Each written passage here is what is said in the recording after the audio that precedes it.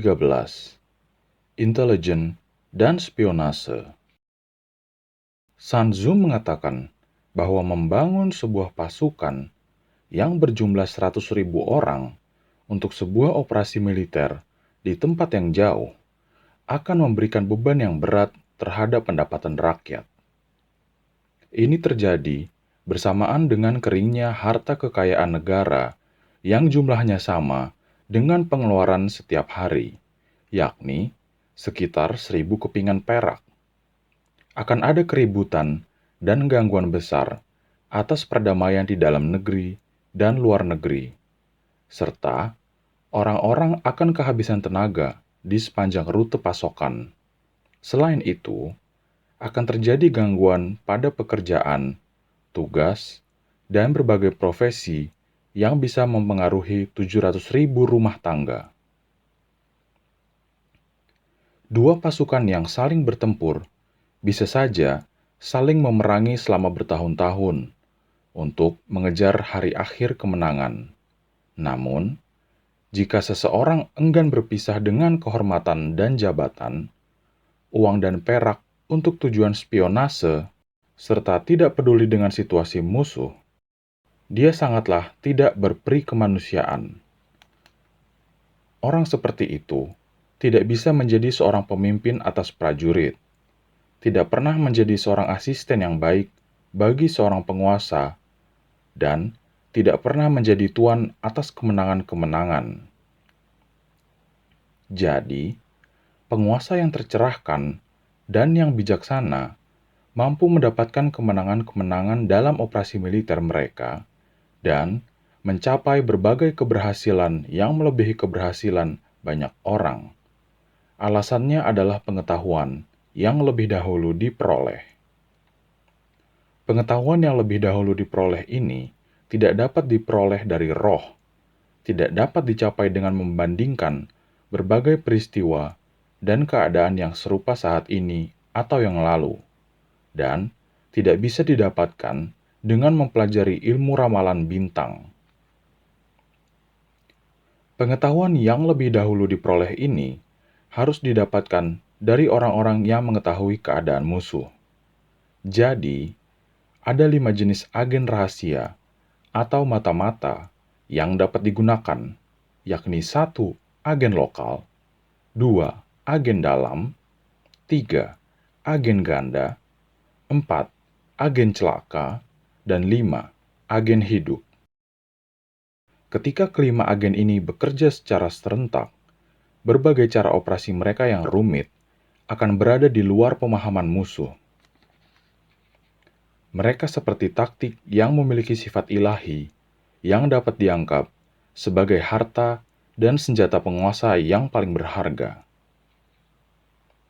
Agen lokal adalah orang-orang biasa yang direkrut dari tanah air musuh dan digunakan sebagai mata-mata. Agen dalam adalah para pejabat musuh yang direkrut dan dipekerjakan. Agen ganda adalah mata-mata musuh yang telah direkrut untuk bekerja bagi kita. Agen celaka mengacu pada mata-mata kita sendiri yang tidak mampu menjaga rahasia dan kemudian secara sengaja diberi informasi palsu agar dibocorkan pada mata-mata musuh. Agen hidup adalah mata-mata yang telah kembali dengan selamat dari wilayah musuh dengan membawa informasi. Jadi, di antara semua hubungan militer, tidak ada satu hubungan pun yang bisa lebih dekat daripada hubungan yang dipelihara antara para mata-mata dan agen rahasia. Tidak ada hadiah yang lebih besar daripada hadiah yang diberikan kepada mata-mata dan agen rahasia. Tidak ada operasi yang lebih besar daripada operasi menyangkut spionase. Agen rahasia dan mata-mata tidak dapat digunakan oleh orang yang tidak memiliki kearifan dan kebijaksanaan. Mereka tidak dapat menempatkan dan memanfaatkan agen rahasia dan mata-mata jika mereka tidak memiliki kemurahan hati, perhatian, keadilan, dan kesetiaan.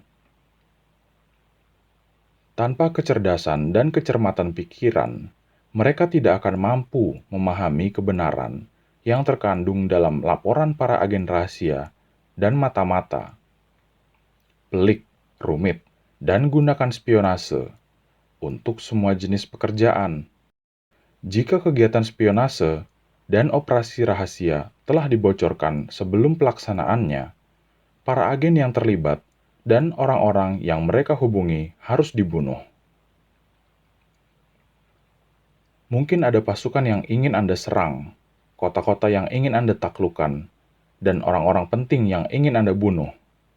Adalah sangat penting sebelumnya mengetahui informasi terinci mengenai berbagai identitas dari korban garnisun, perwira pembantunya, penasihat tamu, pengawal, dan petugas patroli, serta berbagai jenis pembantu. Agen Anda harus menyelidiki persoalan ini dengan sangat terperinci. Para agen rahasia musuh yang sedang memata-matai kita harus dicari dengan giat.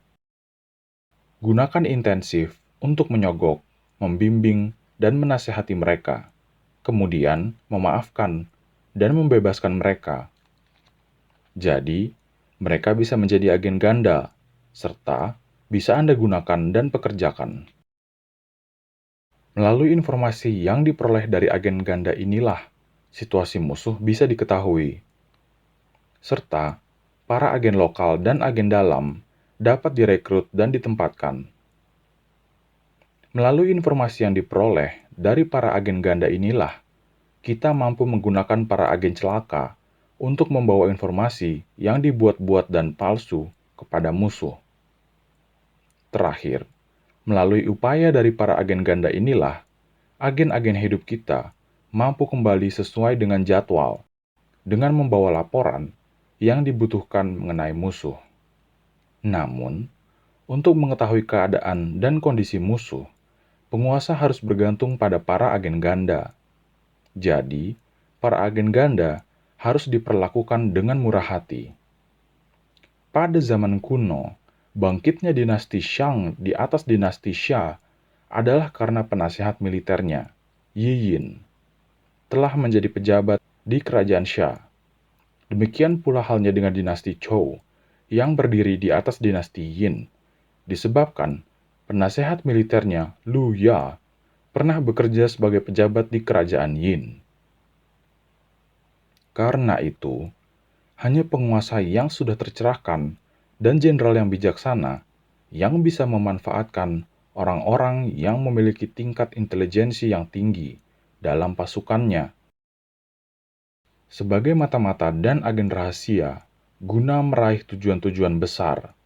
Dan akhirnya, operasi rahasia dan kegiatan spionase merupakan bagian yang tak terpisahkan dari operasi militer.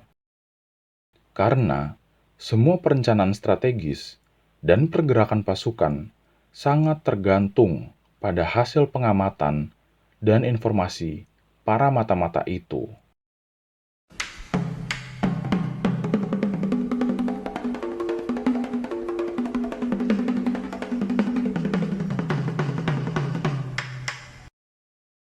Seni Perang Sun Tzu. Penyusun Chiao Chang-feng.